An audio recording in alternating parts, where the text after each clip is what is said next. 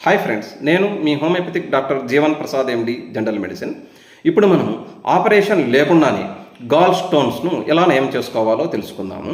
ముఖ్యంగా గాల్ స్టోన్స్తో బాధపడే వారికి ఈ వీడియో ఎంతో ఉపయోగకరంగా ఉంటుంది, కాబట్టి చివరి వరకు స్కిప్ చేయకుండా చూడండి. గాల్ స్టోన్స్తో బాధపడేవారు ముఖ్యంగా కడుపులో నొప్పి, వాంతులు, వికారము మరియు అజీర్ణ సమస్యలతో బాధపడుతూ ఉంటారు. ఇవి ఎక్కువగా ఆయిల్ ఫుడ్ మరియు కొవ్వు పదార్థాలతో కూడినటువంటి ఆహార పదార్థాలు తీసుకోవడం వల్ల మరింత ఎక్కువగా ఈ లక్షణాలు ఉంటాయి. గాల్ స్టోన్స్కు కేవలం ఆపరేషన్ మాత్రమే పరిష్కారం అని అనుకుంటున్నారా? కాదు.